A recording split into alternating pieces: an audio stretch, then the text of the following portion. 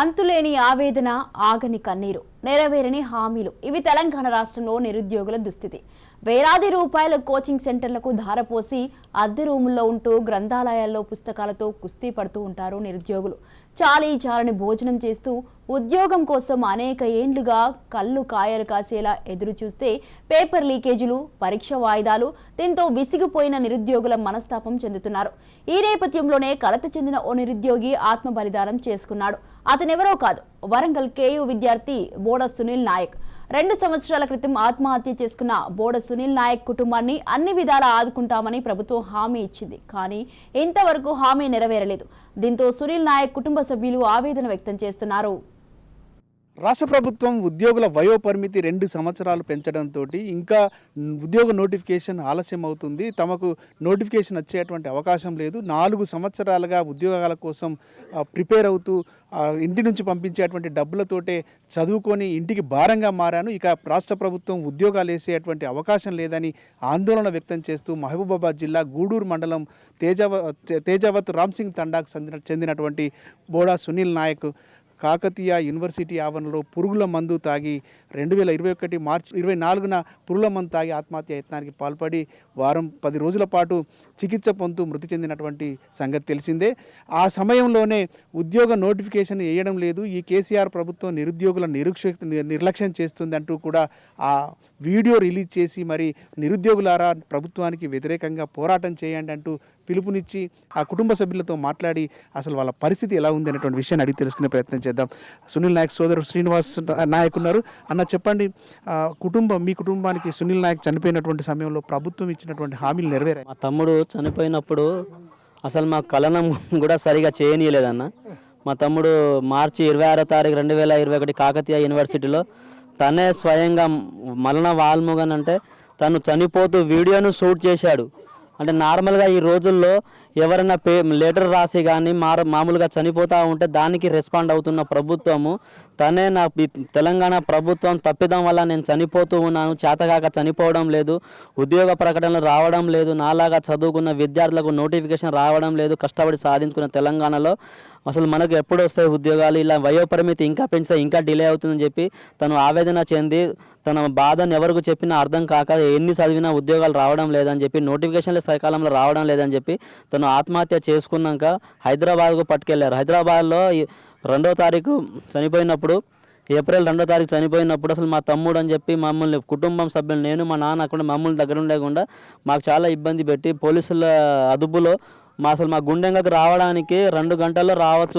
హైదరాబాద్ నుంచి హైదరాబాదు, వరంగల్, మహబూబాద్కు రావచ్చు. అలాంటిది మాకు సంబంధం లేని దగ్గర హైదరాబాద్ నుంచి సూర్యాపేట నుంచి తొర్రూరు అసలు రోజు మొత్తం కార్లనే తిప్పుతూ పోలీస్ వ్యాన్లనే తిప్పుతూ కాలయాపన చేసి రాత్రి తీసుకొచ్చి మాకు భయభ్రాంతులు గురి చేసి పోలీసుల సమక్షంలో కలనం చేయించారు. సునీల్ నాయక్ డెడ్ బాడీని తీసుకొచ్చేటువంటి క్రమంలో కూడా ఆలస్యం అవుతుంటే రాజు న్యూస్ చొరవ తీసుకొని మీ వాయిస్ తీసుకొని ప్రసారం చేసిన తర్వాతనే పోలీసులు తీసుకొచ్చినట్టు గుర్తుంది. నిజమే అన్నది. మాకు ఇంకా చాలా డిలే చేస్తున్నారు. మాకు అంత చనిపోయిన బాధల్లో కూడా మేము కనీసం సమయాన్ని మాకు విలేజ్కి వెళ్ళట్లేదు, వేరే దారి మళ్ళిస్తున్నారు.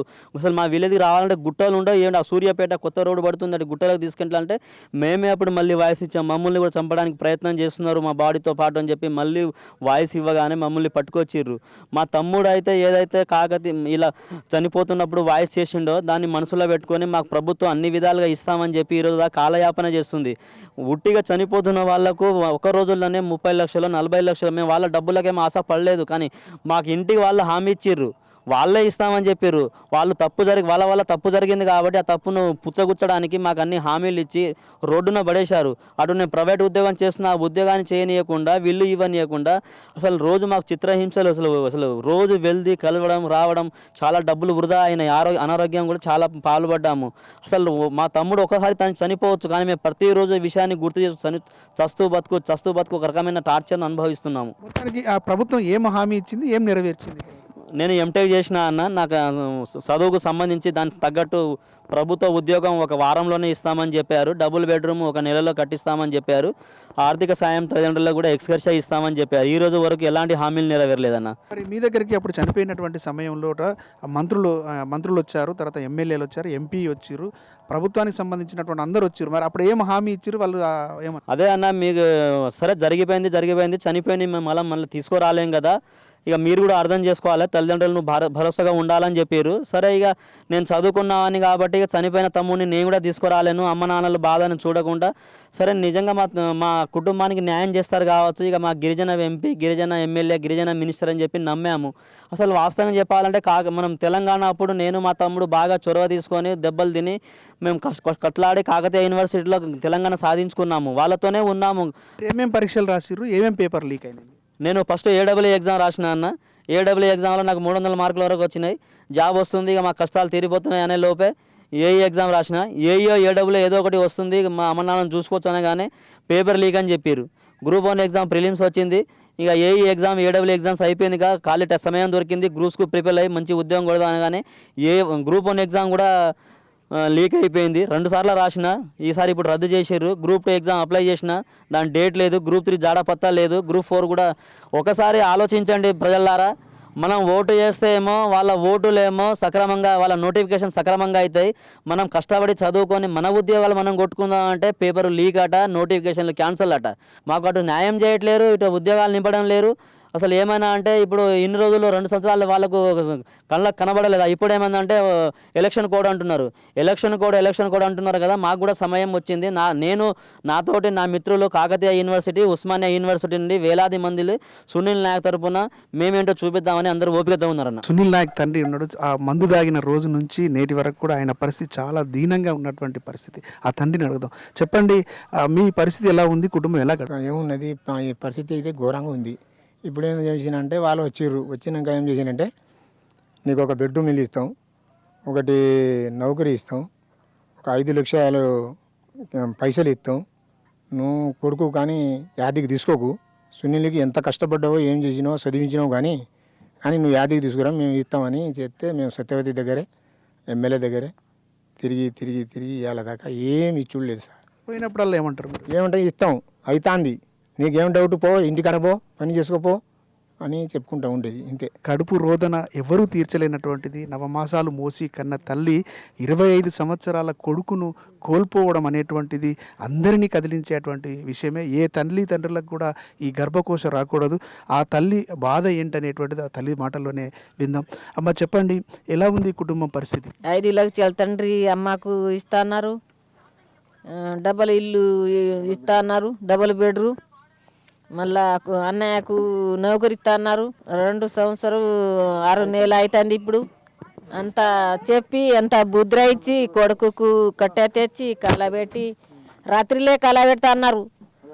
ఏమో దొంగత పనితో చేసుకొచ్చిన నేను కొడుకులా 9 సంవత్సరాలు కడుపులా సాదిన, పాలు చేసిన, పెద్దది చేసి చదువు నేర్పించి ఇప్పుడు నోట్లో వచ్చేకు తెలంగాణ కోసం కొడుకు చనిపోయాడు.